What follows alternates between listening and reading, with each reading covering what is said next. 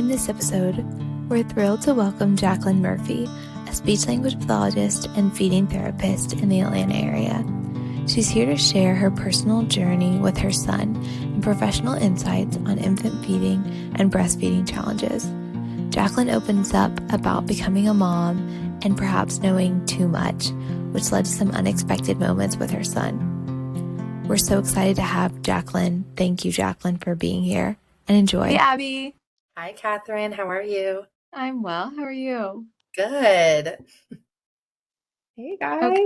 Hey, Jacqueline. All right, so we have a guest. Abby, would you please introduce her? Yes. So we have Jacqueline Murphy from Atlanta Speech and Feeding today. She's a speech language pathologist and a infant feeding specialist and lactation counselor. And she just really specializes in all things dysphagia or feeding issues for babies, even starting solids. So, and then she's a mom of one herself. So we're excited to hear her feeding journey today.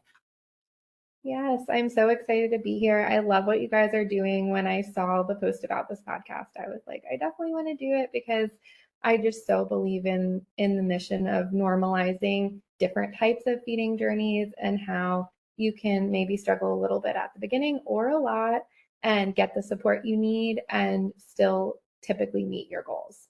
And I would say that that's normal with my patients and with my friends, because in your early 30s all your friends are having babies too, and seeing that like almost everybody has a hard time at the beginning, especially with breastfeeding, but with bottle feeding too, and having that become kind of more common knowledge that it can be challenging and then it can be fine, can help alleviate some of that initial like significant anxiety and fear that people have about adjusting their expectations to what they thought it was going to be like. So I'm super happy to be here and talk about what happened with me. Yeah, we're so happy to have you.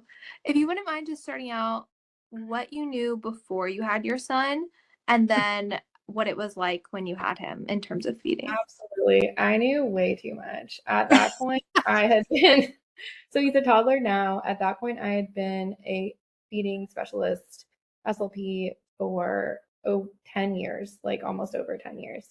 And so I had been working at mostly a high volume clinic where I was seeing around 50 patients a week.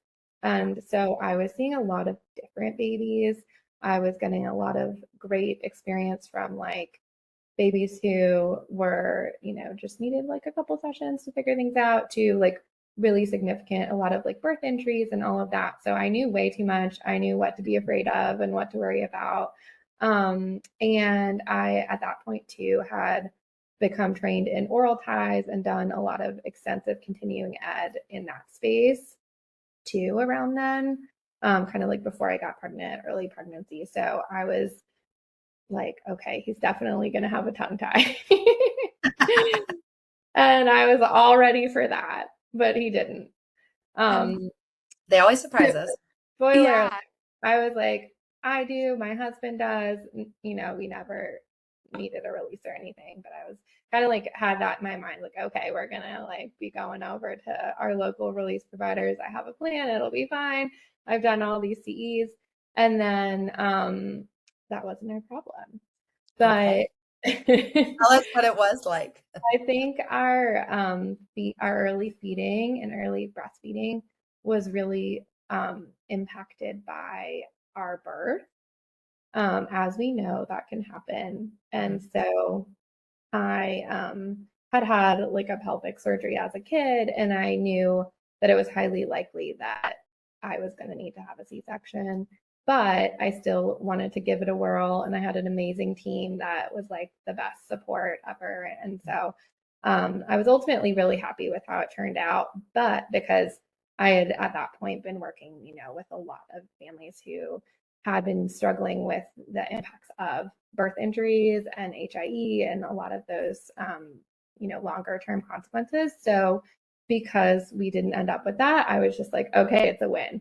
But long story short, I had been in the hospital for a week.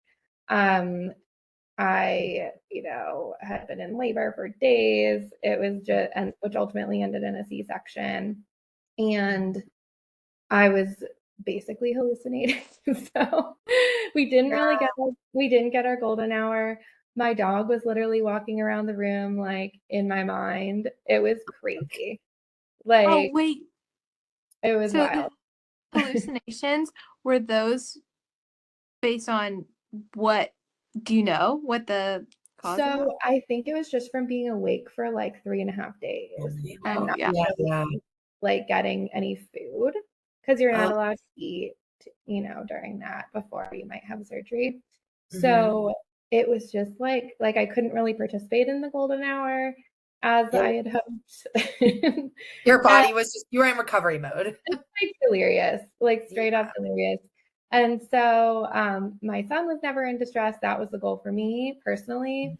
But I was in distress, like mainly mentally, physically, just from being like awake and, all of that. So I had hoped to get, that beautiful golden hour experience. And then that didn't happen. And then just the fatigue of everything I went through, I certainly was not, offering the breast frequently enough, even though I knew that was what I needed to do. But you're it's so different when you're in the mindset of like Oh yeah, in labor for however many days. Yeah. out of it. I was out of it. And so that was part of our issues. I did know that I needed to start pumping. He was very sleepy. I was very sleepy. So I did start pumping like day 2, I think. Because I was like, we need to, do some syringe feeding, some spoon feeding. I don't know what would have happened if I hadn't done that. And nobody came. Like And no one was telling you like, oh my gosh, you're worried about your supply. You just knew because of your I work. already knew that. Yeah, it would have been a total disaster if I hadn't like come in knowing things. Because lactation didn't come by. Like they didn't check on me. And so until, like day 4 or something, until I kind of demanded and had my husband go to the nurse's station and be like, hey, where's lactation? Like, we need some support. And so, and I also I had my pump, I had everything sterilized, I had a whole backup plan, I had syringes, I had some spoons to do spoon feeding. I was all ready with all my stuff because I knew, sometimes we need a little nudge in the early days. And who knows if they're going to bring that stuff like stat when you need it. Yeah. Could you go a little? Oh yeah, go ahead, Catherine. Could you go a little bit more into the syringe and spoon feeding? Oh, absolutely. So we know with our sleepy babies, we need to kind of help them with the colostrum if they're not latching and they're just falling asleep and doing basically nothing in the early days, but we don't want them to maybe get a bottle preference, which at that point is debatable. They're so reflexive. It's unless you're giving them their really fast flow nipple that they hand out to you in the hospital, which nobody should use. That's an aside. I also brought my own bottles just in case with the super slow flow. I brought an ultra nipple. I was ready. And so if you don't want to do that and you want to nudge things along, you can, give 10 ml, 5 ml, the first few days, every couple of hours to try to help baby become awake enough to feed better. Because otherwise it starts becoming kind of a downward spiral. And then they're saying you need to supplement. And when we say this, we're saying you're collecting that colostrum during this time, and which a lot of moms I think aren't prepared to do either. So another plug for just getting some basic knowledge before, because then if you're in this situation and your baby's sleepy, you're sleepy, you at least kind of know oh, I'm supposed to do this. Yeah. I'm supposed to be at least getting them a little bit. And you're not just having to rely on what the doctors are saying, They're not saying anything. Nobody even came to tell me anything. And this is at Northside for those of you guys are both in Atlanta. Yeah. This is the main hospital where people are giving birth. So most of our patients who have a hospital birth are at this hospital and having this experience because it wasn't that long ago. And so, and it's funny because I have actually treated IBCLCs who work there and they're like, what you're telling me is a different job. We don't go into any of this. none of this is covered. Like, we don't really do this. We're doing like latching and positioning here and there, and like that's kind of it. So it's very interesting, kind of the like gaps in what they're allowed to do, what they're, trained in, and all of that. So it's so valuable to have a prenatal appointment and get connected with somebody and have a plan for a check-in, like when you're there, maybe when you first get home. So valuable if breastfeeding is important to you and you're not coming in with like all this knowledge. Yes. So then I was doing some syringe and spoon feeding, and I was actually pumping colostrum because I was like too tired to hand express, which like some people are against that in the lactation community. It depends on, I have like pictures and stuff, and like that was worth doing. And so it wasn't really helping him that much though. Like he was still pretty sleepy and he was starting to get jaundiced, and he was just a sleepy little potato. But he was, having good diapers, he was pooping, everything was like pretty much fine. And he was just kind of like one of those like sleepy, just waking up. And it's interesting because he was over 40 weeks. Like I went into labor naturally. We were, 40 plus 3. There was no like, you weren't ready. Like, Yeah. he was ready. He was big, like it was all good. But then we had to do the jaundice lights to try to help get out the bilirubin. And there's also, a push for supplementation of jaundice, as you guys may know, because there's like a different enzyme that can help get the bilirubin out that's not in breast milk. And that impacts some babies, called like breast milk jaundice. And so then we were discharged and we were sent home. He was great. He had improved. His weight was like meh, but he was just getting like more and more orange. And I was like, and he was pretty sleepy. Like he was one of those babies that, it's a good perspective for me because my patients will be like, they're such a good sleeper. They're sleeping through the night and they're like a few weeks old. I'm like, oh my gosh, that is scary. He would have slept through the night forever. Like now in hindsight, forever, if I didn't wake him up and set my alarm to wake him up in the middle of the night to feed him until he was 6 months old. Like that's what I did, because he was naturally a slight high sleep needs baby from day one, and he still is. Wow.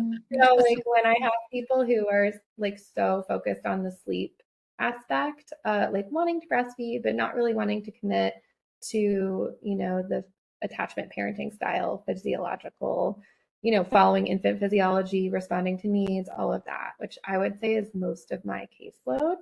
I try to kind of like meet them where they are, and having my son has helped me truly understand that like you can still have an amazing sleeper and get sleep yourself as well. Yeah. Even if you do have to wake up and feed at night. Even if you're waking and feeding once or doing a dream feed and waking and feeding, like it doesn't necessarily mean that you're gonna have a feed to sleep association or you're gonna mess up sleep forever. And that, is something that families cognitively, like both parents really struggle with the, wanting to breastfeed, but not wanting to like quote unquote mess up sleep. Because they are supposed to be associated in those early months. Having that personally happen, and now, being 2 years out and having the world's best sleeper, it's like the research supports, responding to your baby, especially in the early days under 6 months. And then clinically, most people, their sleep improves as feeding improves and everything works out. And you don't have to, do aggressive cry it out to for everybody to get some sleep during the night. So okay, like a follow-up to that, just as someone who doesn't have children yet. So like when a mom is concerned, say like she's like, well, I don't know when to wake him up. Like I don't know when to wake him up and feed him in the night. Is that like a weight issue or like at what point do you know when to wake the baby and feed them? What time? Yeah, or like Or when it's necessary to, you're saying? when it's necessary, When it's yeah. necessary. Or is it always? With my son's age and like what happened from the jump, my supply would have tanked if I wasn't an alarm setter.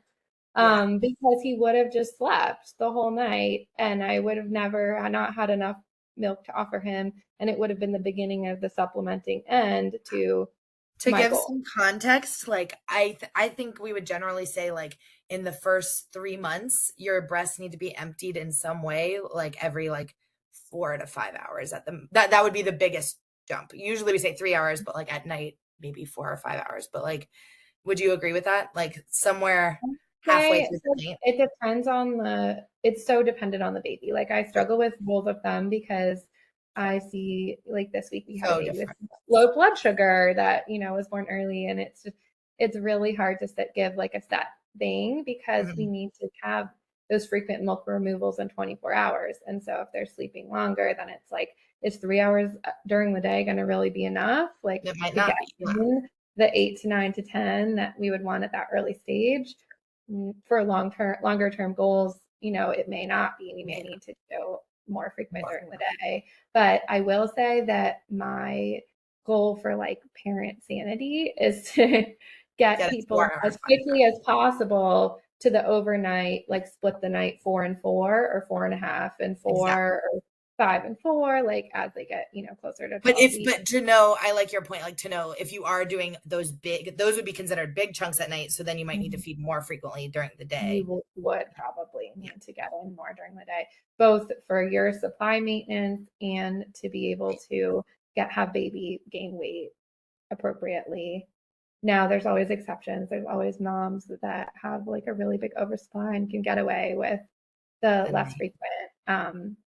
And that's great for them, but that's not. But it's not typical. But I like that you're sharing this from your story because it's like, my baby was a great sleeper, but no, I actually still need to. I set my alarm and I was like, this is not going to work for you to be sleeping the whole night at 3 weeks old. Literally 2 weeks old is when I started the alarm setting because he was so jaundiced. So then, I'm starting to tell the pediatrician, like, he's really orange, but I don't know. I just know too much, all of that. And everybody's like, he's fine. He's fine. He's fine. And then by the time we got to our 1 month, and I went to a IBCLC because I was like, I just need somebody to check in on this. I'm still basically delirious and recovering at this point. So like at 3 weeks, shout out to Catherine at Atlanta Lactation. Finally, someone is like, okay, he's really orange. Like, you're right. Like, this is potentially a problem. And so I was then feeding him even more frequently to try to help with the breast milk jaundice. So because it wasn't my goal to have to supplement, but obviously if it was necessary, I'd be totally fine with it. But it's like when you have enough milk, it's kind of like, oh, do I really, need to do this just for the jaundice, or can we like get some more frequency in and help this move through his body? So then we went to his 1 month visit, and there she was like, you need to go straight to the children's hospital because he is so orange. So now it's an emergency, even though you've been concerned the whole time.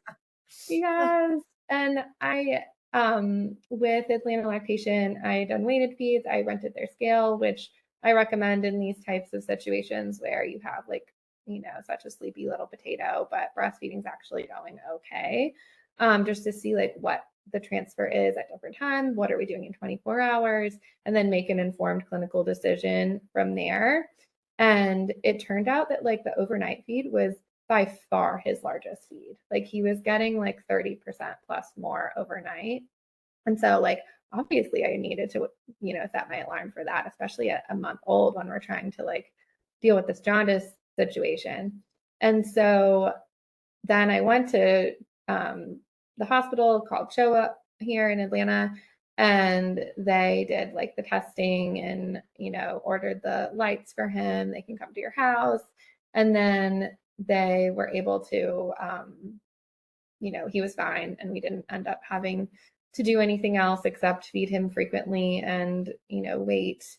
And he was able to be checked out and be okay. But in hindsight, he was so orange in the pictures. And I was just like, you're advocating, but you're also like, I'm really closely postpartum. Like, and I had a kind of a wild birth experience. Am I like overthinking this just because of my background? And so I was thankful that my IBCLC was able to kind of like level with me, and she like had to come to Jesus meeting, like, you need to feed him so frequently right now to, meet your goals and get through this, and then it will be fine. And it was.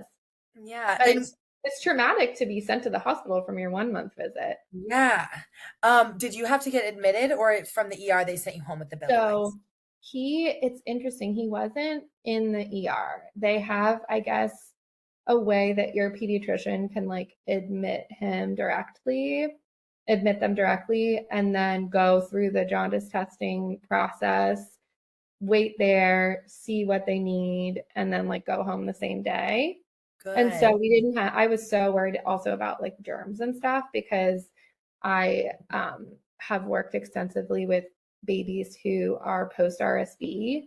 And so this was in December. He was born in November. And so that's like prime RSV season. And so even like healthy term babies, getting a really significant bout of RSV, ending up on a feeding tube, all of that.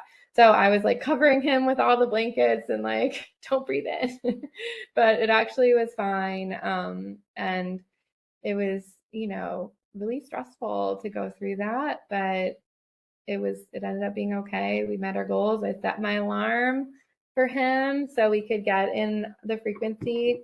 And the other thing that's kind of relevant and was a really good thing to experience for me is I was certainly like a just enough supplier. Like, I did not have an oversupply. I was not working with, a lot of extra. I had like a good supply, like at work I could pump, like 17 ounces or something.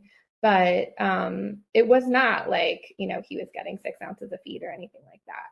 So I needed to, make sure I was keeping up with everything to be able to meet our long-term goals and have him, wean himself basically as a toddler when it was time. So we were able to do that. And I just kept thinking like, wow, I'm so glad I know that like usually this works out, or else I'd be catastrophizing in that type of situation. So I think about your story, and I'm like, I think even as a feeding therapist going into it, you probably, and I think a lot of our moms like just don't realize like how frequently they really do need to eat in those early days, especially when they're sleepy, because you think like, oh, they're sleeping, they're fine, never wake a sleeping baby. And it's like, no, you like have to be, that's not good advice. Like, we have to be waking them up, and not only waking them up, but like any little alertness. I always say, like, I think we did an episode on this where like any alertness in the beginning, like grumpy, that's a good time to feed, when they're like on the wake up. So that's the other thing too. Like, I knew all the strategies from like working with OTs and just being in the field for a long time, the alerting strategies, the state regulation, all of that.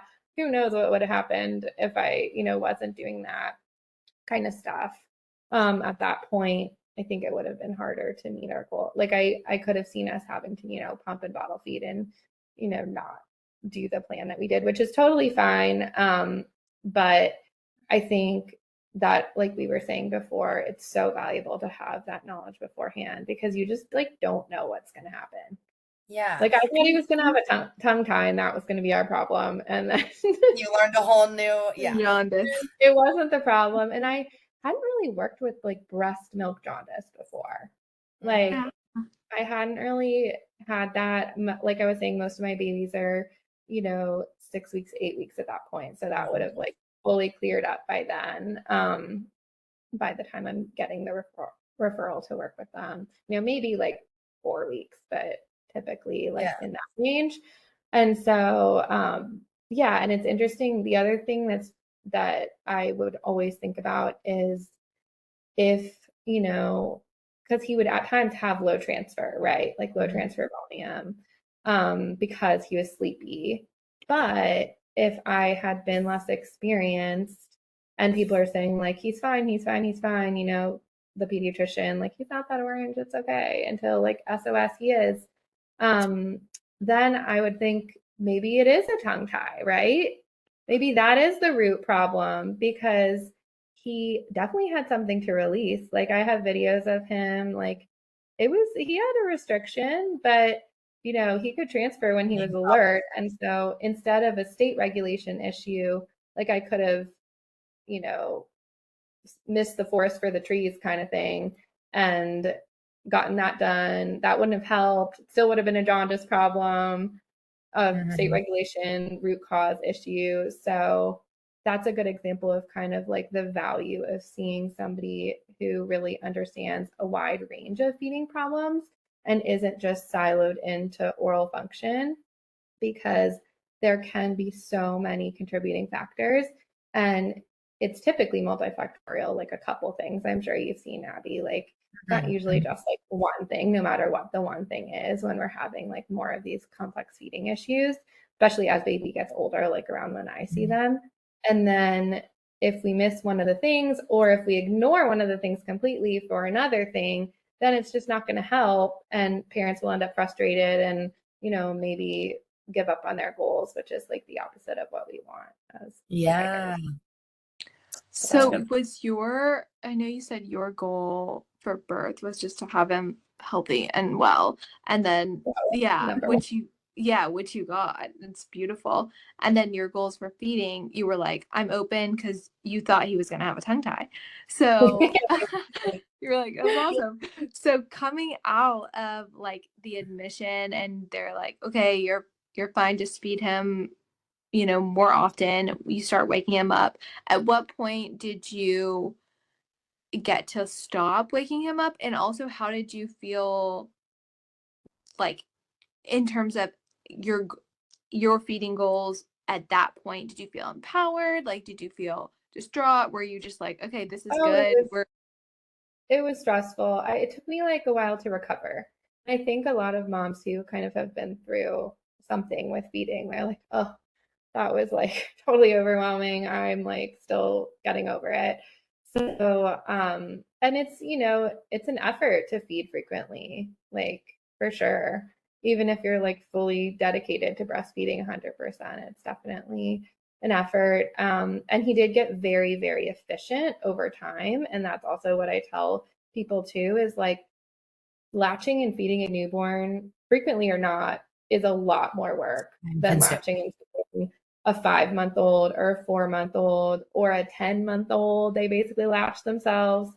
So that is another thing that's like not talked about enough, I feel like, is that breastfeeding in general, maybe they'll have a destructible 4-month phase, like that's more of like a blip.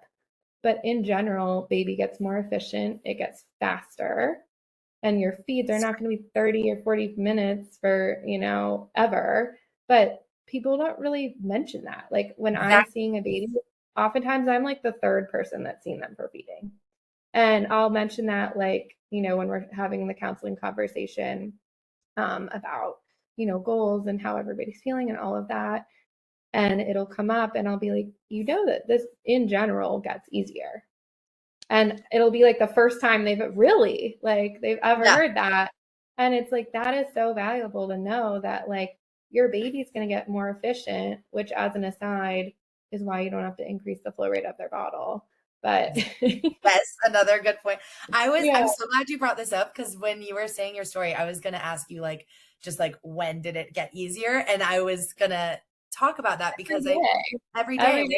And when you is like so hard, right? Yeah. And like when people are like, I don't know if I can do this anymore. I think every breastfeeding mom probably has a point within the first month where you're like, this is not fun. Like, I don't think I could do this forever. And it's like, yeah, no one could feed a newborn forever, but because they get better and you get better and everyone like learns this skill, and it just gets faster, and they start getting interest in the world, and like, it gets to where it's not their only activity of the day is feeding. And that is like what I try to get parents to see too, is like, this is a temporary thing, and then we're gonna, and it's like, so many people stop before the easy part.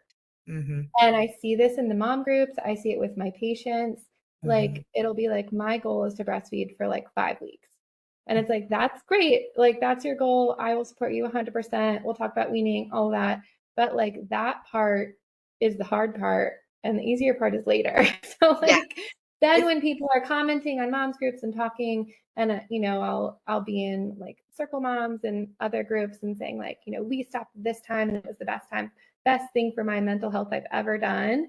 And it's like, that's because you stopped during the thick of the most challenging part of breastfeeding, and you didn't experience the easiest part of breastfeeding, which is when you have like an 8 to 12 month old and you never bring a bottle or wash it, and you just go wherever you want and never think about anything and just respond to your baby's needs because they're queuing and maybe they're asking for, you know, milky or whatever, and you're just like, you don't have to think about it. And that's like the beautiful part that people don't talk about, I think, because they don't want to seem like pushy or like, you know, you should get to that point, because it's not for everybody. And it depends on your schedule and all of that, if you can like fully reap the benefits of that time period where you're just really just totally responsive feeding. And they're just queuing, and it's just this symbiotic relationship that requires like so little cognitive effort on the mom's part. But prior to that, to get to that point, it can require a lot of cognitive effort and a lot of just effort in general. And so if you're the type of person who that sounds really appealing, like, I don't want to wash a bottle after like, you know, a certain amount of time. It's like, or pump, like you might not want to pump very often, or I don't really want to pump ever. And then also kind of relevant to my story, if we have time, is the back to work experience. I would love to hear about that, because I was about to say you were able to have this like symbiotic, you know, breastfeeding on demand relationship with also working, which is amazing. Yes. So I will say going back to work was probably one of the most challenging things, like going back to a clinical job where you're in person and you're in a high volume clinical setting, not where I am now in my own practice. Because it's like, it's very like time based. And so it's like you're trying to pump on like a very strict time frame and not like when you're done, you're done. And I was always like, wow, if I was like a business person doing Zoom meetings, then I could still have the pumps on and not have to deal with, you know, all of that. And like, yeah, you can use the wearables in your clinical setting, but I just found it really hard and cumbersome in the pediatric world to like be doing wearable pumps. I would do them in the car and stuff on the way home, but it was just like difficult. But I actually had my son for the first little bit of going back. I went back part-time and I had him like in the daycare next door to the clinic. Nice. And so I would literally walk over there, and everyone thought it was weird. But who cares? That's amazing. I cannot believe you are doing this. But I was doing it because it was for me personally and for like this breastfeeding dyad, it was significantly faster than pumping, even including me walking over there. And like, yes, I did proper flange fitting and I had a good pump and all of that.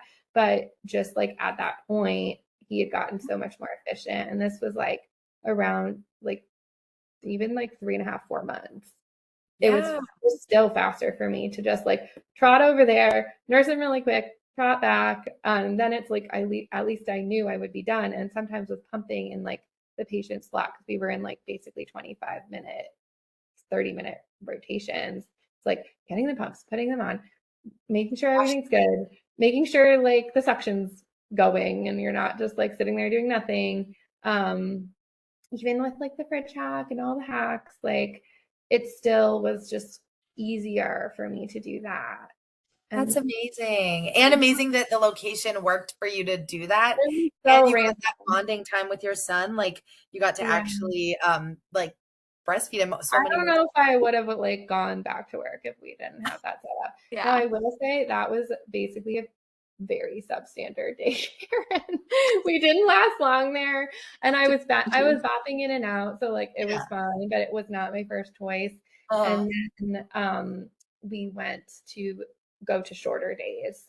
So then I'm doing what I'm doing now, which is working in the mornings every day. And then in the afternoon being home. And my days are like a little longer than they were then, but around like in the Buckhead area, they have great drop-in childcare, which is amazing, and it's affordable and like really high quality. So I try to spread the word on that too, because if you're, a mom that is nursing and you still need to work, but you don't want to commit to like a 9-hour day or like paying for a 9-hour day, then it can be a really good happy medium. And I think it's not talked about enough that like you can find the schedule that works for you postpartum if you have like some level of flexibility, and it doesn't always have to look like full-time daycare, commit to thousands a month, like go back like 100% right away. Right.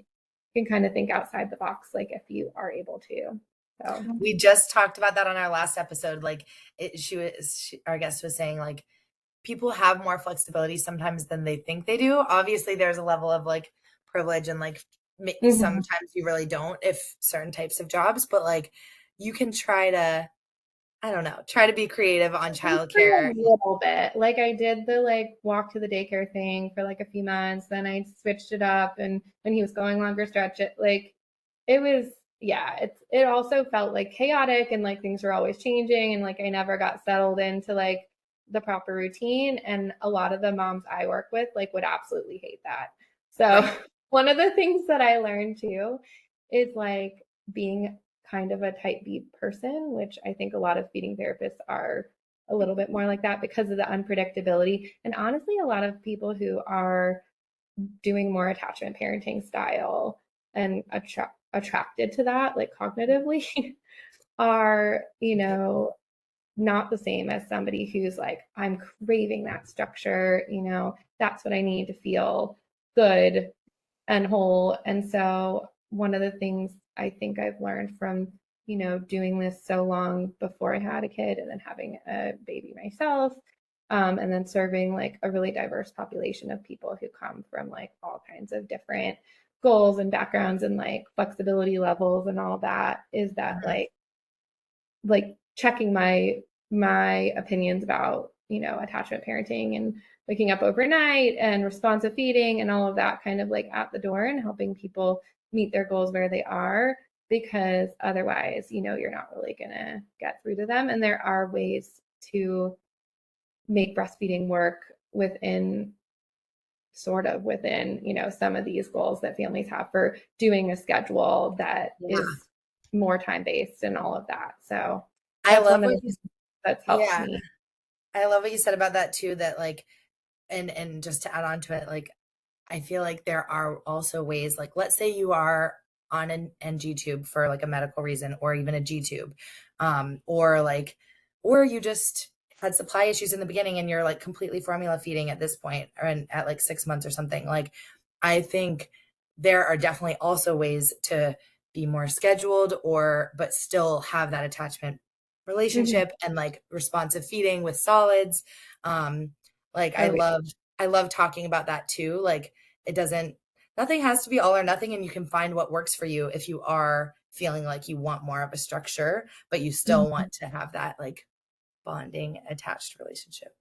Yeah. And then the other thing with solids that comes to mind that I also feel like isn't talked about enough is the importance of that like transition to solids period, and like actually taking it really seriously and, meeting their needs during that window for, providing a variety of textures and solids. I think that there's some misinformation in the lactation community that it's kind of like less important and we should prioritize breastfeeding until 1, or that, if they're not properly sitting, we shouldn't expose them to anything and we should just wait. And it's like that misinfo keeps me busy in my practice, because like I have so many people that, kind of miss that time period, and it's really hard to do responsive feeding when you have an 8 or 9 month old that's never seen solids and hasn't been at the table and for family meals and all of that.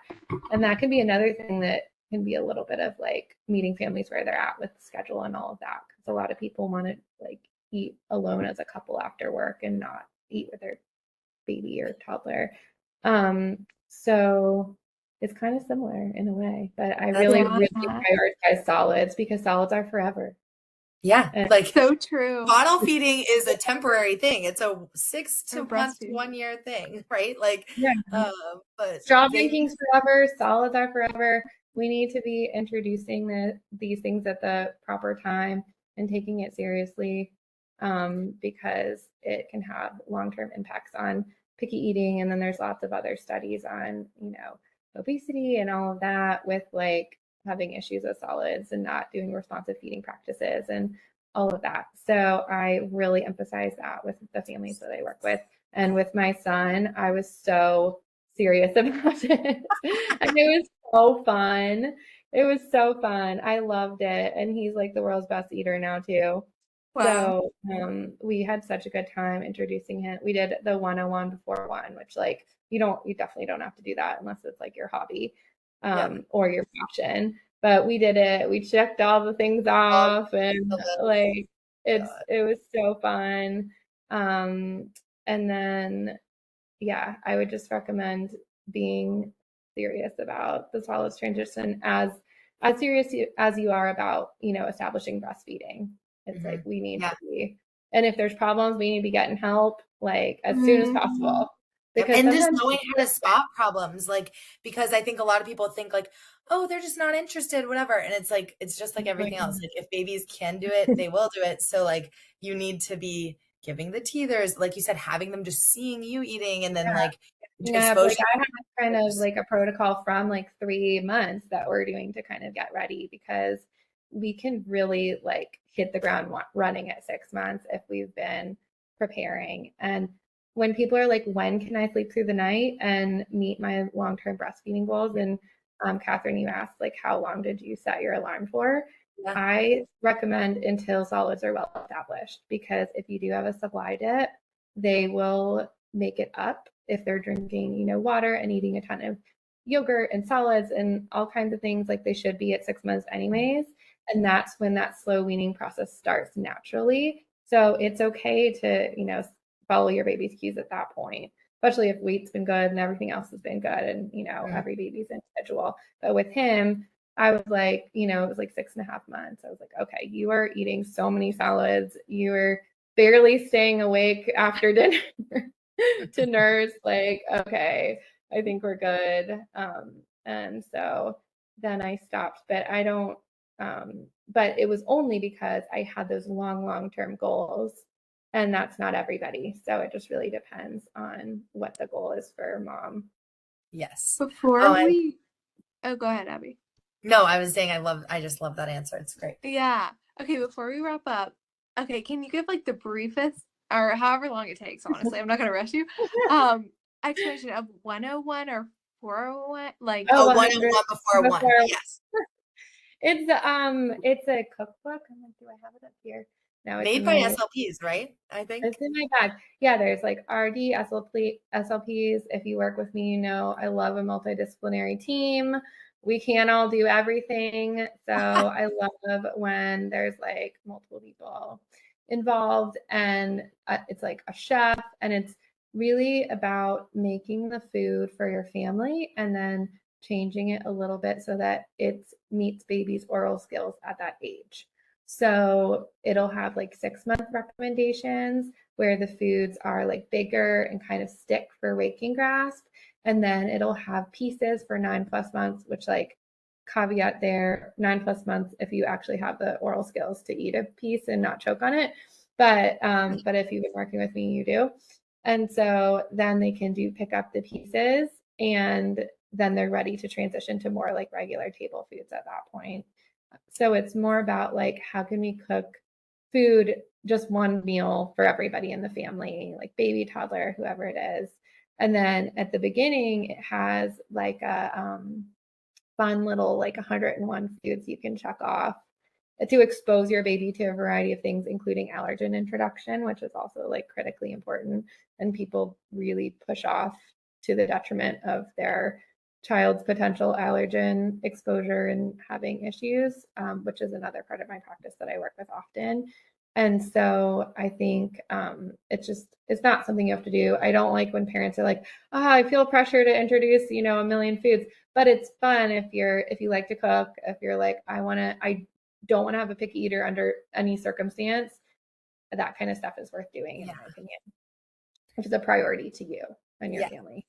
Awesome. And people ask all the time with starting solids, like people ask me all the time, like, what should I start with? What should I do? Like, I think this is just something that people don't have a lot of guidance on. So it is helpful to have something like Solid Starts or 101 or something to like lasting impacts, when it goes bad and they're choking down food.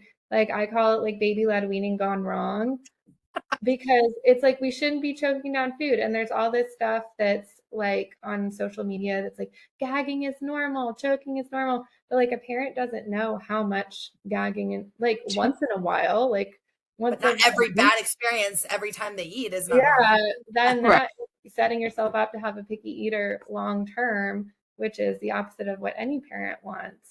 So I definitely work with that a lot in my practice. So awesome. Love that. That's part of my advice. You said you were going to ask about. Oh yeah. What would you tell yourself if you were in, if you were like going back to when you were struggling and, just what do you wish you knew at that time? I don't know if I wish I knew less. I'm just kidding. No, I wish I knew less about what bad could happen. No, I would tell other parents, like, almost always it will be okay. In most cases, you can still meet your goals or adjust your goals or really just like get feeding where you want it to be, where it's happy and comfortable for your family with the support that you need, with getting the support that you need and not doing it alone and trying to figure it out, because that is where problems arise. And then I would also say, like, don't hesitate to get support, because even I went to an IBCLC because like they're amazing and they specialize in that like really early newborn phase, which is so short and it's such a specific period of time that I think it's really important to get support during that, because even if you know so much, you're not in your right mind then.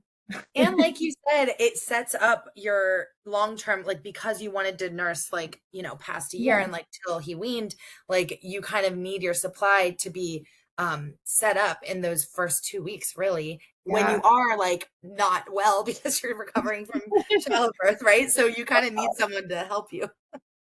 Yes, that's the main stuff. Oh, there was something else I was going to say for parents, but now I'm blanking. Oh, this has been such a helpful episode, though, just hearing like your perspective and then also all your professional advice. It's been so good. Yeah.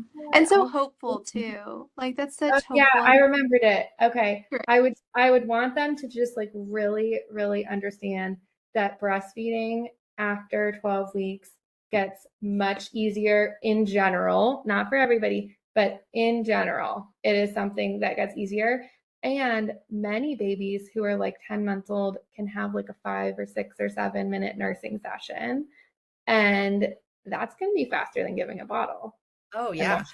I'm going through that now with my daughter's almost 8 months, and it's like so easy. It's you're so like, fun. Put her on, latch yourself. Like, so if you're making decisions about your goals as a parent and you aren't aware of that because nobody talks about it, and that you're like, well, why would I keep doing this? Like, this takes forever. I don't get to sleep. I don't get like, of course. Like, how am I going to do this for a year? But it's like, it's not. And then the other thing related to that nobody understands is that once you have a 1-year-old who's fully transitioned to solids and is drinking water from a cup, you do not need to pump. It's amazing. And you still have your supply for whenever you want it. It's maintained because you've been doing it for a year. You can have your supply. You have no need to pump. You just nurse when you want to on the weekends, after work. Yep. Like in the night, if they're sick, you always have that if they're sick, which is nice. And so those are some of the pros that I think like aren't really talked about to pushing through the struggling period at the beginning, which is normal to have. Yes. So, oh my gosh.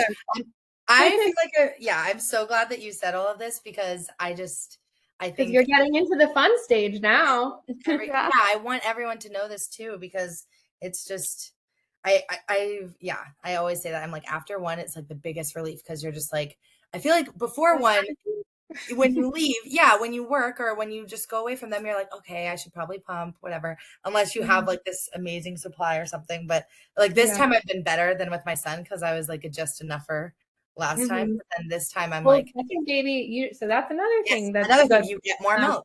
Multiple babies, you have more milk. So it's typically easier than typically, like obviously every baby's different and there's different issues.